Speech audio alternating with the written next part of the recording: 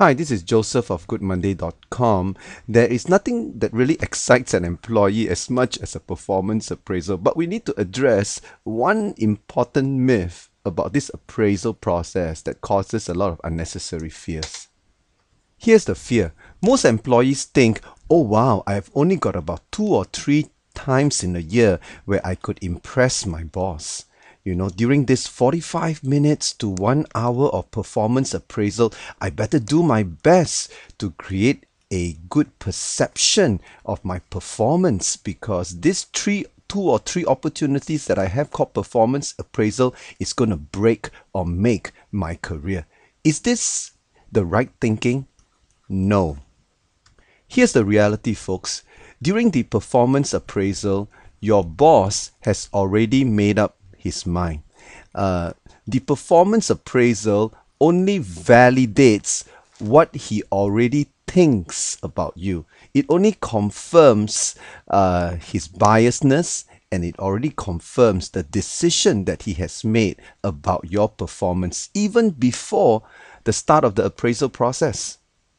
Your supervisor's perception of you is not created during the appraisal process. You know when it is created? It is created during the in-between appraisal process. It's what you do on a daily basis. It's your character, it's your behavior, it's your performance on a daily basis that all adds up to his perception about you. So what you do on a daily basis matters more than just a 45-minute performance appraisal session. And I'm going to offer you 3 very practical strategies on what you can do in between the appraisal session, not during the appraisal session. Because during the appraisal session, you are not going to change his mind at all.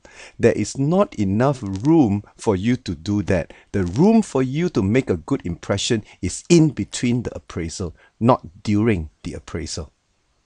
Strategy number one, learn to converse regularly with your supervisor. Find out what's on his mind. Find out what are the stresses he is facing. Find out what is important to him. The more you chit-chat with your boss in between the performance appraisal process, the more you will find out what is important to him, and you are going to stay focused on your job. And all of this adds up to a positive impression of your performance. Why? Because in your regular conversation with your boss, you are aligning your work to what is important to him. Second strategy, be a volunteer. Learn to be the first one to put up your hand whenever there's a new task to be done, or when your boss asks who would project lead this particular task, or who would organize this conference call. If you are known as a positive contributor, if you are known as a person who step up to the plate, all of this will add up to his perception about you. The more you volunteer, the more people will remember you. And when they remember you, then the performance appraisal process is going to be a smooth one, and it's going to be a positive one filled with good memories. The third strategy is learn to be honest. On a daily basis, on a regular basis, if there are problems, learn to highlight it as early as possible. Most people like to talk about their bosses. In fact, bosses are favorite lunchtime topics. Learn to talk to your boss rather than talk about your boss. Most issues can be effectively handled if you learn to confront, and if you learn to have face-to-face conversations with your boss about issues and problems as early on as possible before it degenerates into something uncontrollable.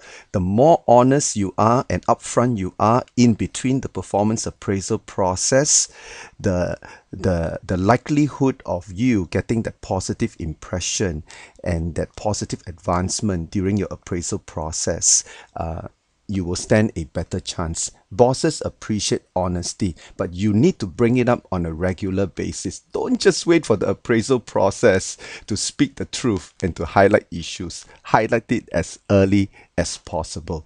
Supervisors appreciate that. Here's the myth.